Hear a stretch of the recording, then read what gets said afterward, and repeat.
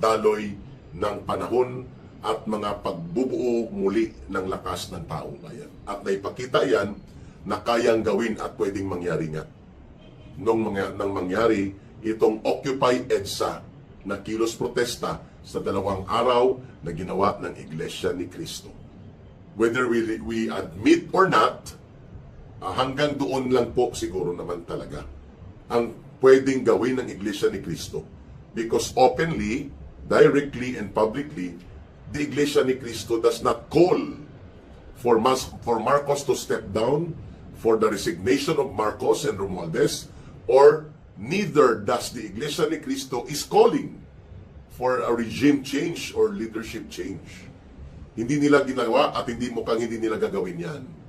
But they are not also preventing other sectors, other groups, and other opposition movement to do that, and mukhang sumasama at sumasang-ayon din naman ang Iglesia ni Cristo kapag yan ay gawin ng iba pang mga political and opposition movement that can generate bigger and wider support from the people the way Iglesia ni Cristo was able to put up dyan sa may EDSA.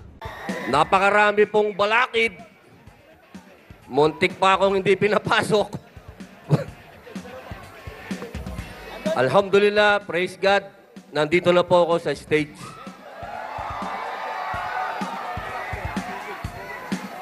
Gusto ko lamang pong iparating sa inyo, sa kapatiran ng Iglesia ni Cristo, ang aking buong pusong pasasalamat sapagkat hanggang ngayon po, hindi po ako magiging senador kung hindi nyo ako ginawang number 1.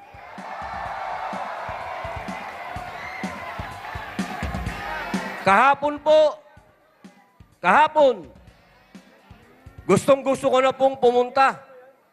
Pero may mga balakid kahapon. Hanggang pinapunta ko po yung aking mahal na asawa. Hindi pa rin siya nakapagsalita. Pero ngayon, nasa akin na ang entablado.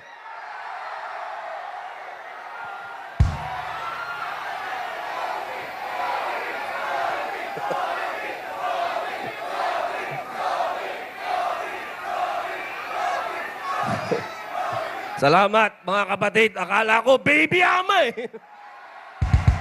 Baby ama! Baby ama! Salamat, mga tol. Baka ikakulong-kuli yan. Ako po ay nakikiisa sa inyo. We are one! We are one! We are one! Bagamat English yan, we are one! Sigurado ako, yung mga basher ko, sasabihin yan, hindi naman yan naiintindihan yung we are one. Alam niyo po, wala pa po akong nakilalang isang disenteng tao na katulad ni Caro Dante Marcoleta. Yan ho ang isang senador na napaka-humble. Hindi kailanman ipinagyabang na siya ay abogado. Marami kaming kasama, abogado. Abogado! Abogado!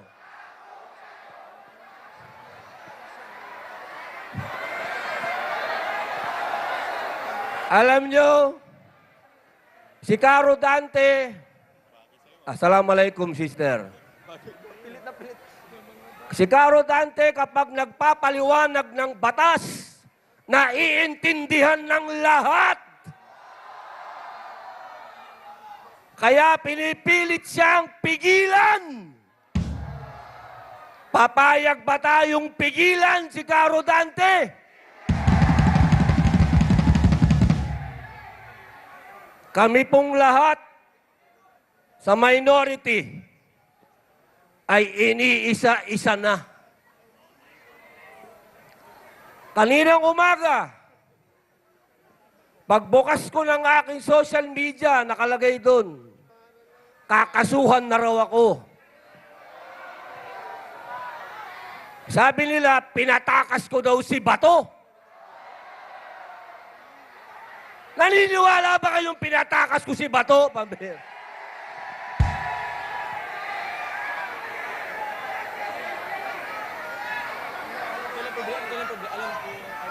Paano?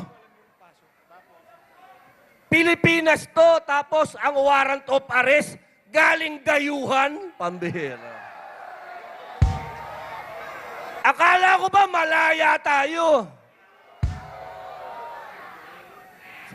Tingnan nyo ha, may warrant daw sa ICC. Sabi nila, pero yung Pangulo natin, iniimbita si Putin sa Pilipinas. Eh may warrant of arrest si Putin sa ICC.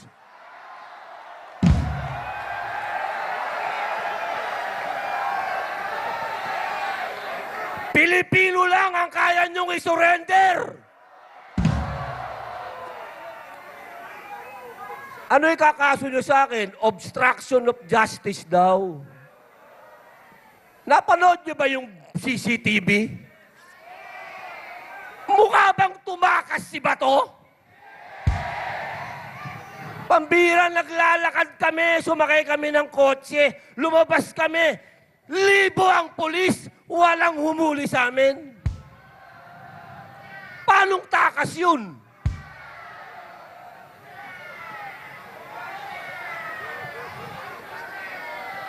Ang tawag doon, lokohan!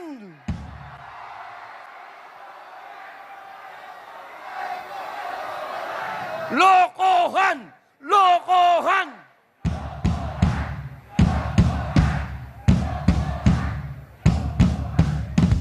Alam nyo mga kapatid, nakakalungkot ang sitwasyon ng bayan natin. Kaya ang buong sambayanang Pilipino ay nagpapasalamat sa Iglesia ni Cristo sapagkat hindi kayo nakakalimot sa pagmamahal nyo sa bayan. Patuloy ang panggigising ninyo. Marami sa ating kababayan, hindi ko alam, sila'y gising. Sila naman ay hirap din. Hindi ko alam kung bakit hindi sila nagrereklamo. Nabigyan ba ng maleta?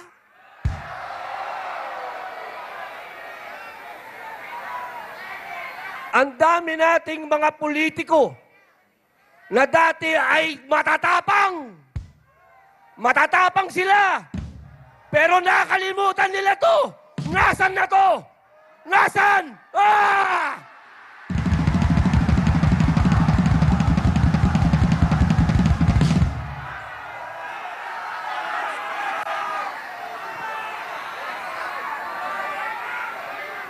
Alam nyo, ang tatay ko, si Assemblyman Roy Padilla Sr., kasama doon sa EDSA 1. Kung buhay siya, sigurado ako, nagmumura-mura yun. Bawal magmura dito kasi baka matadyakan ako palabas. Pero sigurado ako, masama ang loob ng tatay ko. Dahil ibinigay niya ang buhay niya sa bayan. Ang tatay ko po'y binaril. Ang tatay ko po'y nagsakripisyo ng buhay para sa bayan. Kung makikita niya ngayon ang nangyayari sa bayan natin, na nagtutulog-tulugan yung mga politiko na dapat ay tumitindig, baka lumuluha na ng dugo yung tatay ko ngayon. Kaming mga anak niya na nawalan ng tatay dahil sa pagmamahal niya sa bayan niya, Ngayon, gusto kong tanungin yung tatay ko, tama ba yung ginawa mo, pa? Iniwan mo kami nang dahil sa bayan at yung mga kasama mo na mga nakaupo ngayon, iniwan tayo sa ere.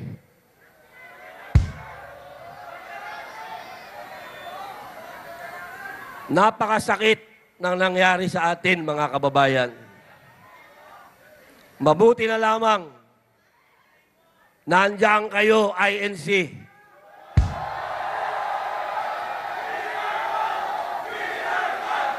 We are one!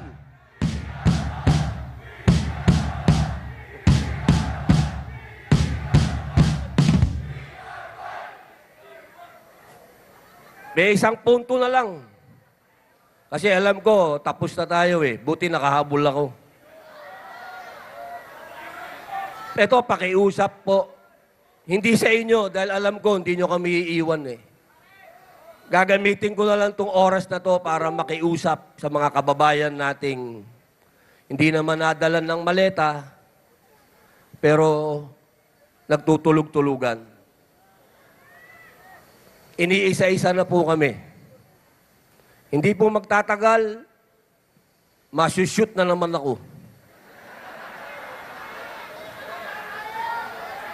Ang katanungan na lang ngayon, kung ako bo'y isushoot dito o ipadadala ako sa Hague. Kasi yung kaso ko, obstruction of justice, na ang warrant of arrest galing sa ICC eh. Dayuhan eh. Wala naman akong obstruction of justice dito. Foreigner pare ang kaso ko, foreign.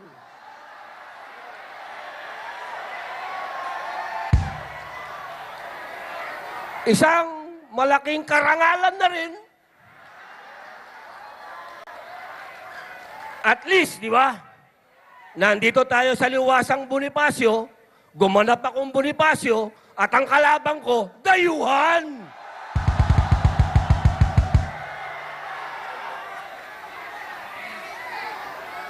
Ang pakiusap ko, mga kababayan ko na nanonood, mga Muslim, mga kapatid kong Muslim, mga kapatid nating Katoliko, Kristiyano, kanina nandyan si Greco Belica, nagsalita. Ang pakiusap ko sa inyo, walang pupuntahan ang bayan natin kung ang mga katulad naming pinapahiwatig sa inyo kung ano ang katotohanan, ay hahayaan nyo kaming makulong. Saan pupunta ang bayang ito kung yung mga nakikipaglaban para sa katotohanan ay hahayaan yung makulong?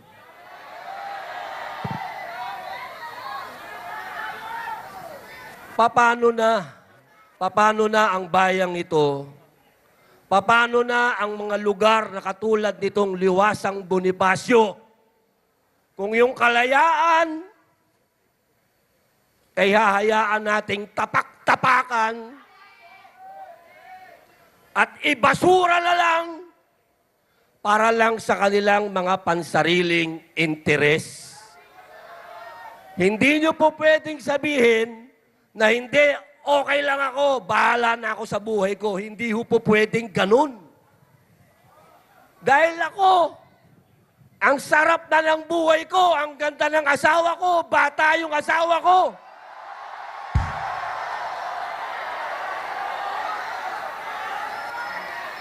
Pwede naman ako mag-artista, ang daming leading lady. Pero nagtitiis ako para sa inyo.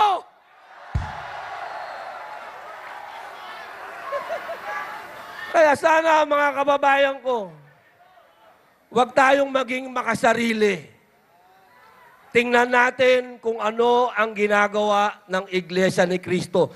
Isang tabi nyo yung religion kasi. We are one. Utang natin. Ang sabi nila, kanina nakikinig ako, ang sinasabi lang ng ating kapatid, buwis lang, buwis. Ang binabayad niyong buwis, ang binabayad kong buwis. Totoo yun. Napupunta sa wala. Pero mas nakakainsulto dahil yung inuutang natin na dapat mapunta sa pag-unlad natin, nauuwi rin sa wala. Ang bawat Pilipino, tandaan ninyo, may utang. Pati magiging apo ninyo. May utang. Papayag ba kayo na ganyan na lang ang buhay ninyo? Yung mga nagsasabing sila daw ay makabayan. Huwag kayong magmumura, bawal yan. Makabayan daw sila. Pero bakit meron silang tinatawag na exit plan? Yan ang tanungin ninyo sa bawat isa, mga mahal kong kababayang Pilipino. Ikaw, may exit plan ka ba? Bakit yung mga namumuno sa atin may exit plan? Ibig sabihin, wala silang plano para sa atin. Yan ang ilagay ninyo sa isip ninyo. Hindi yung nakarinig lang kayo ng magaling mag-English dyan, believe na kayo. Tapos na ang panahon ng spoken in dollar. Tapos na. Panahon na ngayon para magkaintindihan tayo, mga kapatid. Mga kababayan ko, bilang panghuling salita, dapat kakanta yung hilera dito eh. Pwede ko bang pakantahin yung aking pamangkin? Mga kapatid, si Chris Padilla ng Hilera.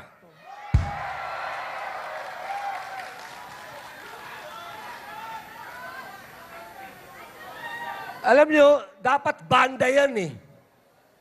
Kaya ako inis na inis. Kasi yung isang miyembro nila, hindi daw nating kapartido.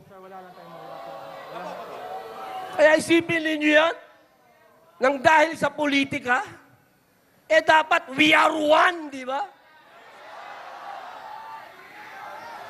We are one, mga kababayan. Hindi dahil sa ano paman, kundi dahil sa atin pong paninindigan. Narito tayo upang ipanawagan ang katotohanan, ang katarungan, at ang pananagutan. Hindi lamang para sa ating sarili, kundi para sa ating mahal na bayan. Mga kababayan, kakasuhan na raw po ng Ombudsman Remulla si Senador Rodante Marcoleta.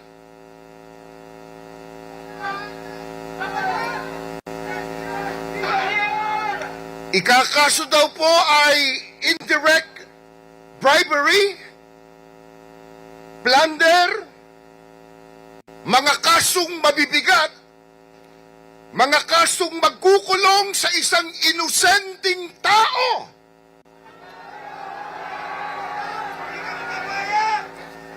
Payag ba tayo doon, mga kababayan? Hindi! Hindi! Hindi!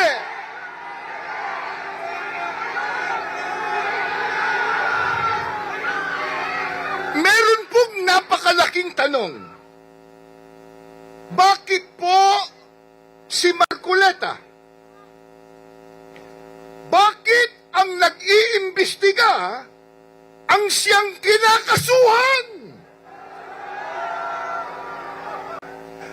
Bakit ang naglalantad ng katotohanan ang siya nilang pinag-iinitan?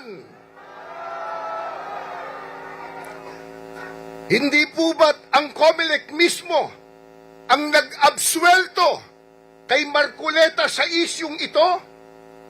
Hindi po ba pinatunayan na ng COMELEC na walang nilabag na batas si Marcoleta at sa natanggap niyang pinansyal na tulong mula sa mga pribadong individual.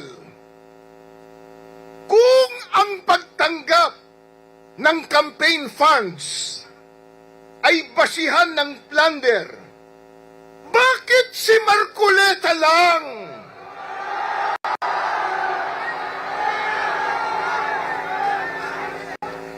At bakit hindi si former Speaker Martin Romualdez?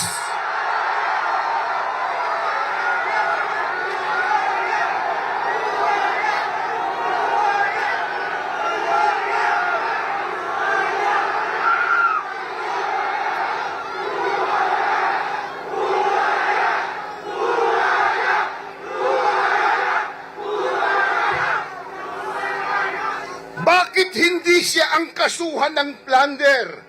Yayamang tila umamin na siya nang siya ay lumabas sa isang video at nagdawit pa sa ehekutibo sa naganap na napaka-anomalyang flood control projects. Tila inamin na niya, nagdamay pa nga siya sa executive department.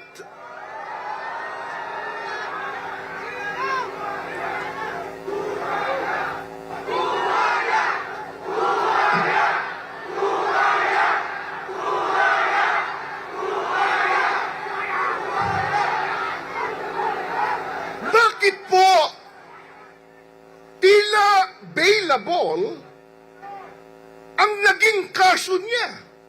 Samantalang si Marcoleta plunder agad.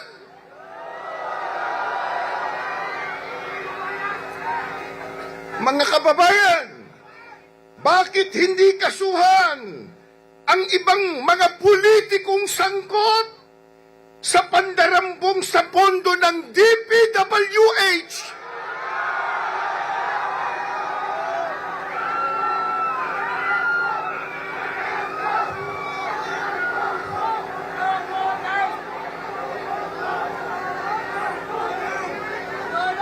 Ang dinambong nilang pondo ng DPWH ginamit sa kampanya ng ilang senador ngayon na nasa mayurya. Alam nila kung sino sila, kaya takot na sila po ay maimbestigahan.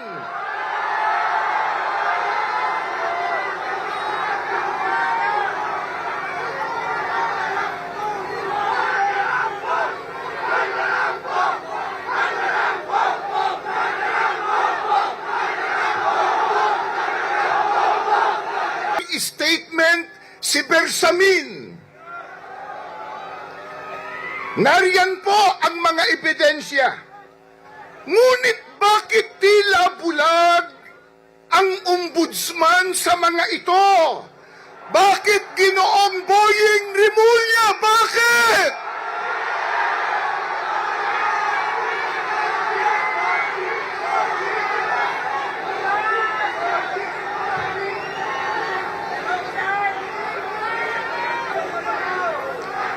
Kaya mga kaibigan at mga kababayan, simple lang ang ating tanong. Bakit si Marcoleta? Alam niyo kung bakit? Sapagkat sila'y natatakot kay Marcoleta.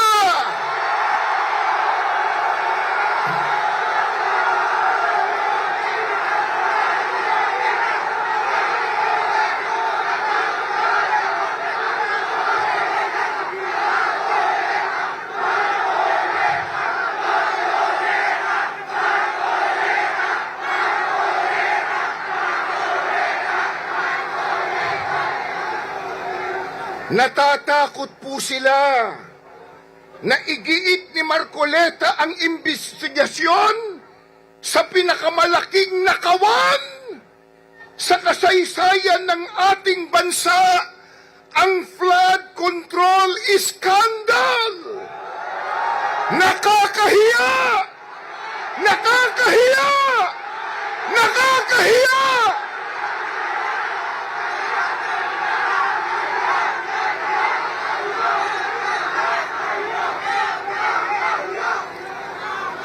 Ayaw po nilang lumabas ang katotohanan. Ayaw po nilang mapanagot ang mga mastermind.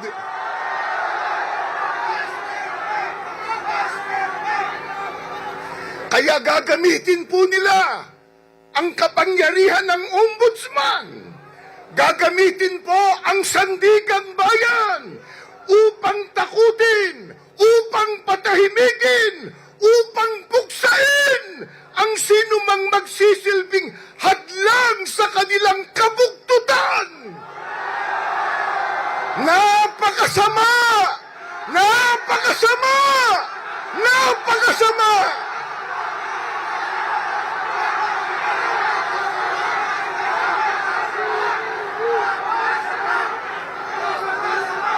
Mga kaibigan at mga mahal na kababayan, tandaan po natin, ang selective justice ay hindi po katarungan.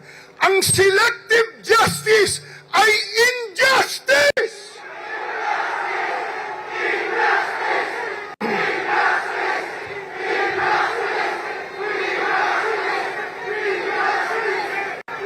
Ito po ay isang kasangkapan sa pananakot upang pagtakpan nila ang katotohanan. Papayag ba tayo?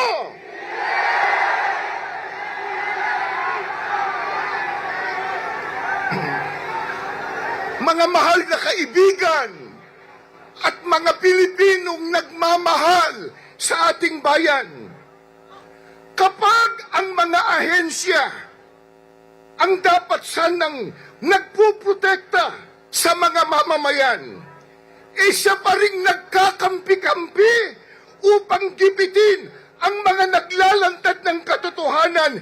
Saan tayo pupulutin ng mga mamamayan? Hindi po ba halatang halata? Halatang halata na ang ombudsman,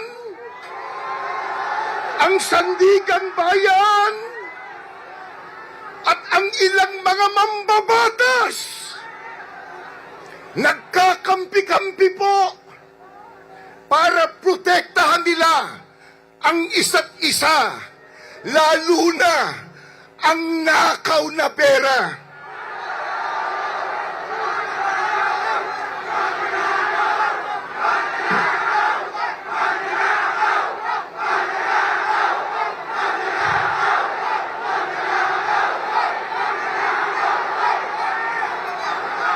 Hindi lamang po nagkakampi-kampi para protektahan ang isa't isa upang hindi po matukoy ang utak ng korupsyon. Mastermind!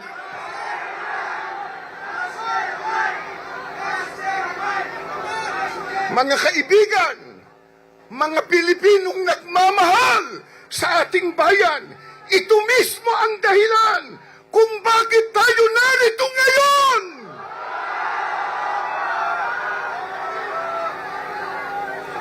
Hindi papayag na ang katarungan ay sikilin ng mga nasa kapangyarihan. Kung gayon, ang tanong uli, bakit si Marcoleta?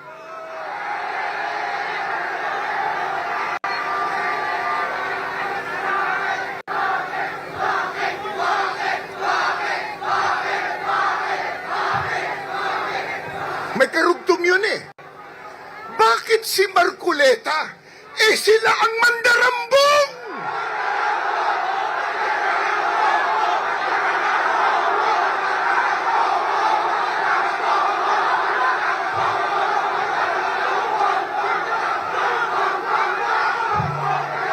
Kaya si Marcoleta, si Senador Marcoleta, dapat ipagsanggalang ang mga kurakot ang dapat kasuhan.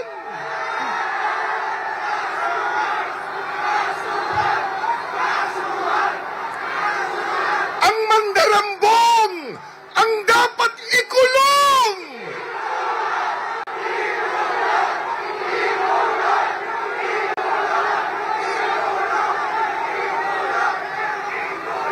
Kaya mga kababayan at mga Pilipinong nagmamahal sa ating bayan, ang panawagan nating lahat ay napakalinaw.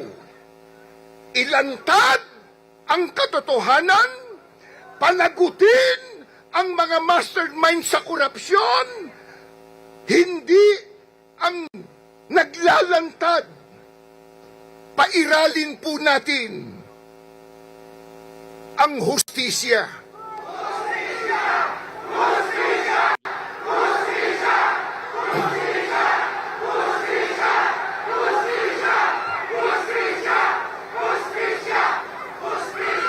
Hustisya at hindi po ang selective justice. Mga kaibigan, mga mahal po naming mga kababayan, tandaan po natin, kung ang inosenteng tao ikinukulong nila upang matakpan ang kasalanan ng iba, ang buong sambayanan ang magiging biktima. Kaya, ulitin natin, kaya tayo tumitindig po ngayon. Kaya tayo ay nagkakaisa. Hindi natin hahayaang mamatay ang katotohanan. Sa pamamagitan po ng pananakot nila at ng kanilang pandaraya. Mga kaibigan, mga mahal po naming kababayang nagmamahal sa ating bansa, hanggat may mga Pilipino na handang manindigan sa katotohanan, may pag-asa ang ating bayan. Magandang gabi po sa inyong lahat. Mabuhay ang Pilipinas! Ang hindi maintindihan ng mga nasa administrasyon, sabi pa naman yung mga nagrarally daw, kailangan should act in accordance with law. Kailangan daw sang-ayon sa batas. Kayo nga ang naging dahilan kung bakit nasa lawas ng kalye ang mga kababayan natin sapagkat hindi nyo ginagawa ang naaayon sa batas.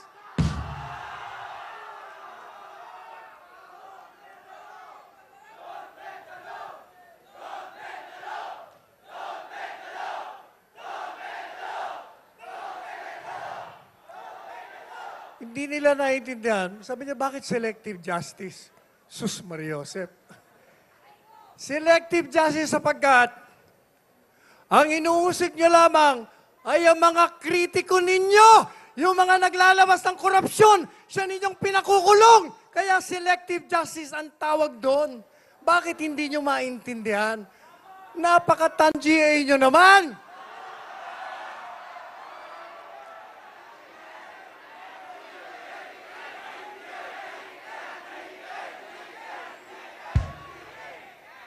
Pangulong Marcos Jr., biro mo, kating-kati ang kanyang paa.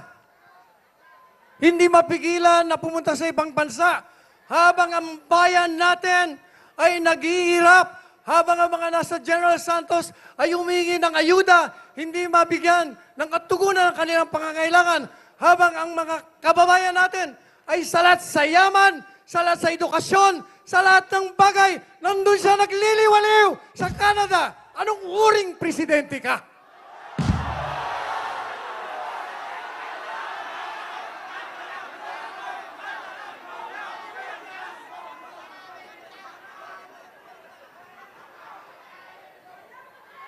Tatapusin ko, maikli lang sasabihin ko.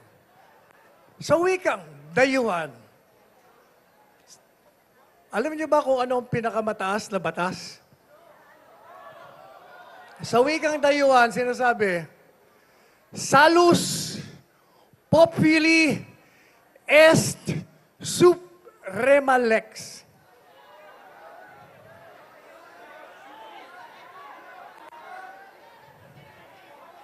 Ang sinasabi sa wikang Pilipino, ang kapakanan ng taong bayan ang pinakamataas na batas. At kung inihingi ng taong bayan na ang pamahalaang iniluklok ng mga kababayan natin ay kinakailangan ng bumaba sa kapangyarihan, yan ang pinakamataas na batas.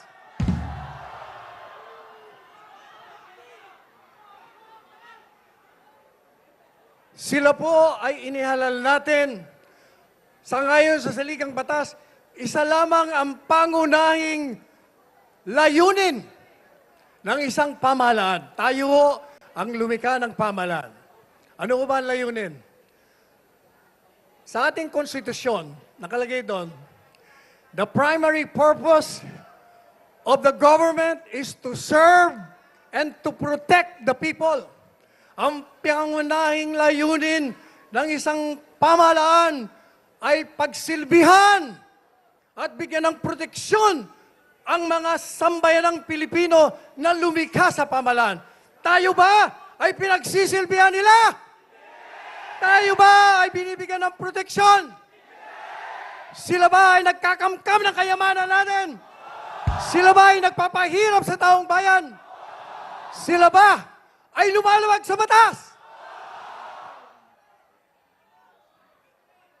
Hanggang ngayon hindi nila alam yon. Nalalasing sila sa kapangyarihan. Nagpapakasasa sila sa pawis ng mga kababayan natin. Nagliliwaliw. Alam po ninyo, sa aking pagtatapos, may naalala akong natutuhan ko sa UP College of Law. Alam niyo kung ano? Sa wikang dayuhan ang sabi ganito, for whom the gods wish to destroy, they first make mad. Ang mga tao, ang mga politiko, ang mga nasa kapangyarihan na gusto ng mga Diyos ng tadhana ay ibaon at ilibing sa lupa. Sila ay nilalasing muna sa kapangyarihan.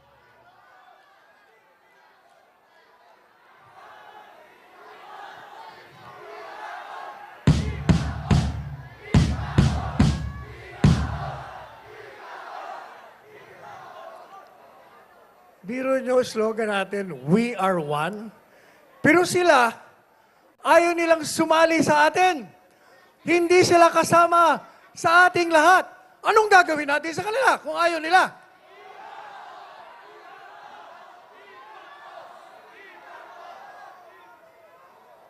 Kaya mga kababayan ko, marami pong salamat sa mga kapatiran ng Iglesia ni Cristo sapagkat itong kapatiran na ito ang nagpakita ng pagkakaisa. Yan ang panawagan nila mulat sa pool. Magkaisa tayo. Hindi po pwedeng magkawatak-watak tayo. Subalit, pag ang mga nasa kapangyarihan inilagay natin sa kanilang mga posisyon, ay ayaw makipagkaisa, anong gagawin natin?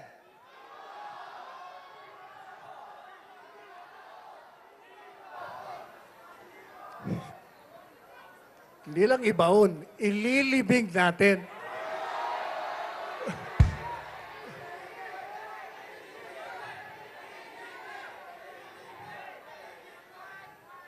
Kaya nananawagan po tayo sa mga nasa kapangyarihan ngayon.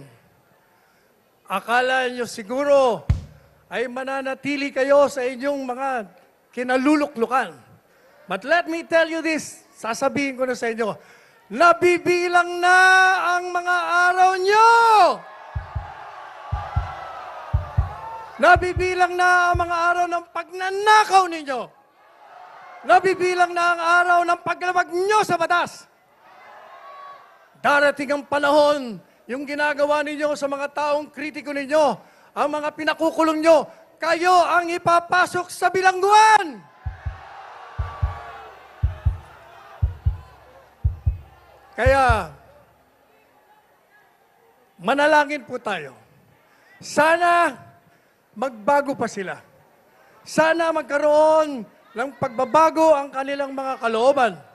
Sapagkat pag hindi, maniwala kayo't hindi matatapos ang buwan na ito. Matatahimik na tayong lahat sapagkat sila'y mananahimik na. Ulitin naman natin. Iisa ang bansa. Isa ang lahi. Isa ang bayan. At isang kabayanihan. We are one. Well, siguro nalaman nyo na rin po na nag-anunsyo na ang tagapagsalita ng Iglesia ni Cristo na tinatapos na nila ang kanilang pagtitipon matapos ng 3 araw. 2 araw sa EDSA, 1 araw sa Liwasan Bonifacio. Marami nagtatanong, ano na ngayon? Para ba itong yung naunang Iglesia Rally ng 1 milyon sa Luneta na wala lang din nangyari, no? At ang sinasabi, nagkaroon lang ng usapan at ang nakuha na ng Iglesia ng Cristo ang kanilang gusto ay wala na, balik na sa normal. Hindi naman po. Okay? Ang tingin ko, nakamit natin ang ating pakay. Ang pakay natin ay katarungan. Ang patay natin ay katotohanan. Sa tingin ko, hindi na mababaliwala ng Bangag Administration ang kahilingan ng taong bayan para sa katarungan at para sa katotohanan. Totoo po, gaya ninyo, umasa ako na baka ito na katapusan ng Marcos. Parang EDSA noong 1986. Pero siguro sinabi ng Panginoon, hindi pa panahon, hindi pa talaga takda na tayo ay maliberate na sa liderato ng mga bangag. No? Ewan ko po kung anong plano ng Diyos para sa ating bayan, pero meron naman pong plano yan. At ang pangako naman niya ay hindi niya tayo pababayaan. So ang tingin ko, yung pagtitipon na ginawa natin kung saan hindi lang naman Iglesia ni Cristo ang pumunta sa EDSA at sa Liwasan Bonifacio, kasama rin lahat ng sambayanan na sawang-sawa na sa korupsyon ng kultura ng korupsyon na umiiral ngayon sa ating bansa. So anong aasahan natin? Well, aasahan natin na siguro naman ngayon meron na aktual na mga kasong maisasampa sa mga dapat managot sa flood control scam. Siguro naman ngayon ang Senado hindi nahaharangin ang katotohanan at palalabasin na ang katotohanan kung sino talaga ang mastermind sa kakurakutan sa flood control scam. Dahil sa tingin ko po, talaga naman pong paminsan-minsan mananalo sila, pero sa akin, yung pinakita nating galit, wala nang balikan yan. Yung pinakita nating kagustuhan na makabangon na sa kahirapan, sa pamamagitan ng paggamit ng kabadambayan para sa mga benepisyo ng mga kababayan natin, yan po ay nadingkin. Hindi po nasayang ang ating pagkakaisa. Dahil sa ating muling pagkakaisa, napatunayan natin na kapag nagalit ang sambayan ng Pilipino, kahit sino po pwedeng mapatalsik. Ganyan po ang ating isipin. At kada tayo nagkakaroon ng pagkakataon ng pagkakaisa, mantakin nyo, ang daming sumigaw na we are one, tayo po ay nagwawagi. Dahil pinapatunayan natin na bagamat tayo ay, wala masyadong magagawa kapag tayo ay nag-iisa, pag tayo nagtipon-tipon, talaga naman pong hindi po pwede baliwalain ng mga naghaharing uri.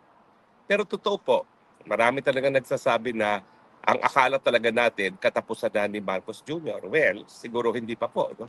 God has plans. Pero wag na siya mag-isip na magpapatuloy na business as usual.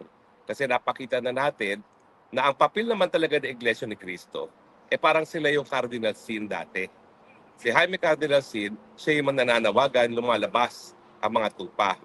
So isipin natin na dahil sa simbahang Katolika, wala nang Jaime Cardinal Sin. Bakit? Mga Katoliko lang ba ang pwedeng manawagan?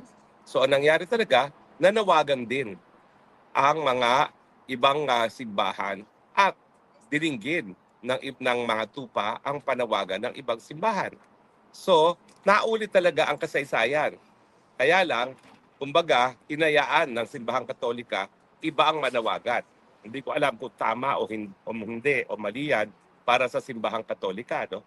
Pero sa tingin ko po, mas mabuti sana kung talagang nanawagan na mas malinaw at mas malakas ang simbahang Katolika nang alam ng taong bayan na talagang ang simbahang Katolika ay para sa sambayan ng Pilipino.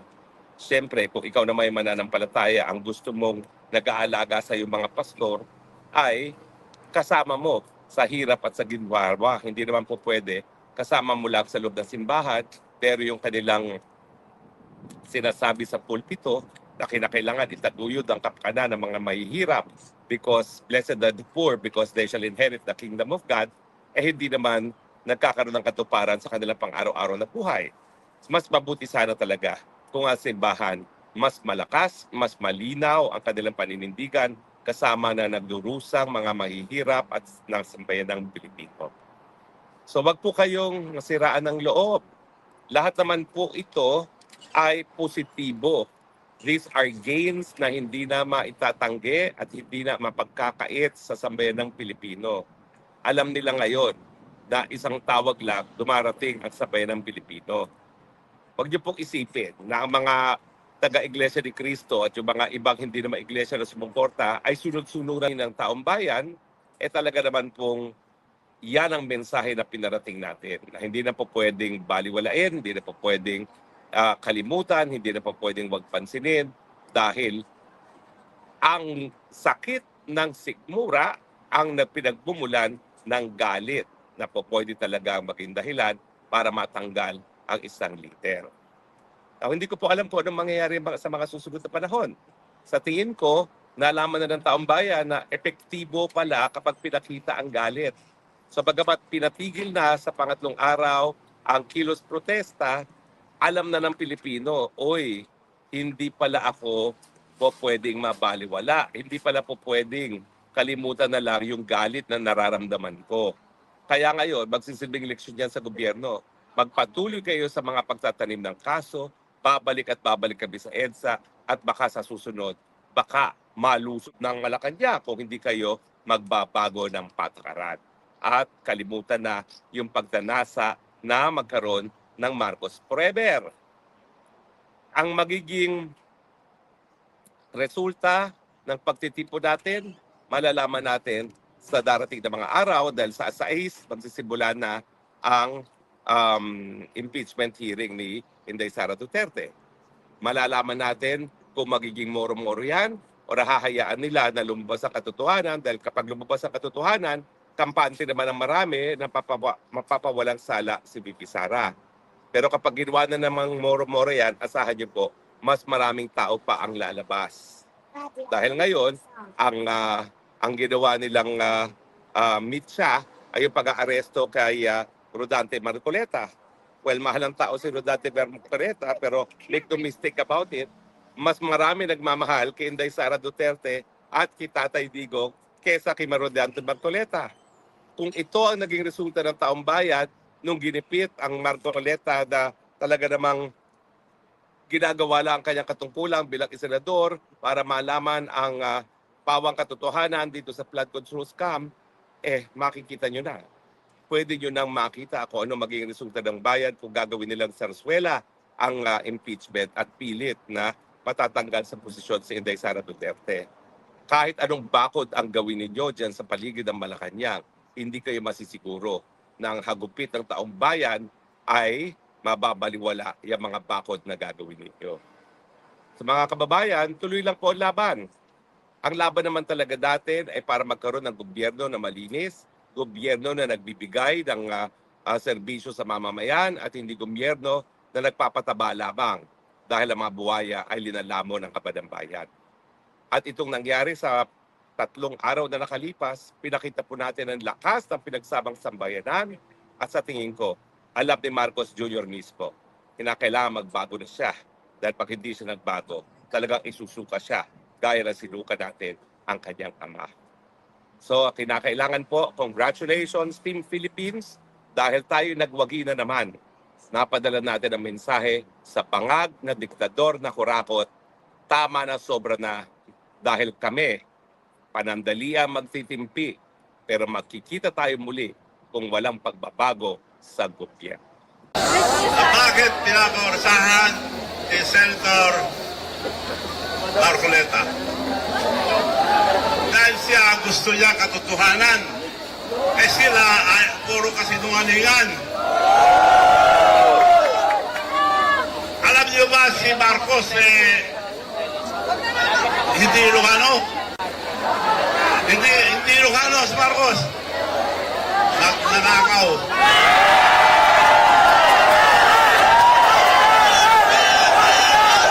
At pwede kong sabihin yan, may ebidensya ko kung gusto nyo makita, may bagong atraksyon sa probinsya niya. Mga ghost project. Walang project na mahusan doon. Ghost project. At saka hindi magkatugma. Putik. Sinesemento na. Yun ang atraksyon ngayon sa Ilocos Norte. Kaya yun, mga kaibigan, tatunay na yung sinabi niyang nagtayo siya ng 2,500 flood control noong Zona 24. Sinungaling po, wala yun. Hinanap ko na sa buong Pilipinas, pinagtanong ko na, wala po. Nakakita ko kung konti sa Ilocos Norte, sa distrito ni Sandro Marcos. Karamihan po, yung sabi ni Presidente BBM na guni-guni. Siya nagsabi guni-guni. Pero yung guni-guni nasa Ilocos Norte. Yun ang bagong atraksyon ngayon doon kung gusto nyo mamasyal. So mga kaibigan, kaya tayo pinaparusahan. Saan ngayon nakakita ang sila na nagtakaw, sila pa nagbibintang? Pambihirang tao yan. Ewan ko kung tao yun, walang konsensya. Yung 25 na pondo, GAA 25, ang pondo ng PhilHealth, wala. Kinuha nila bago maggawa ng GAA, ng 25, kinuha ang pondo ang PhilHealth. Pinabalik. So, ang paggawa ng GAA, unang-una, Office of the President. Tawagin lahat yung mga departamento, tatanong niya, anong programa niyo, bibigyan. Tumingi ng PhilHealth, ibalik ang 80 million nila. Pinirman niya. Dumating sa Kongreso, nandun pa rin, pinirman nila. Dumating sa Senado, nandun pa rin, pinirman nila. Sa BICAM, maraming sinaksak, nandun pa rin yung 80 million. Pagdating sa opisina niya, pinirman niya ulit, wala na. Magician. Ayaw, mabanyo. So, mga kaibigan, maski kulong ako, ilang demanda na sinasabi sa akin, wala naman totoo. Kinasuhan ako ng, ano yun? Plunder, wala naman. Para lang ilagay yung plunder. Pag ginalaw nila, walang naman. So, kung sino man ang namumuna sa kanila sa pagnanakaw ng kaban ng bayan, kinakasuhan. Ngayon, kakasuhan si Senator Marcoleta. Walang kasalanan po. Nagsasabi ng totoo, ikukulong na. So, walang hostisya dito sa Pilipinas. Kung pwede, wag na natin paabutin pa ng 28. Sobra-sobra na ang nawala sa ating kaban ng bayan. Patuloy pa rin ang pagnanakaw. Dapat pahintuin na natin, hindi na natin antayin ang 2028 eleksyon.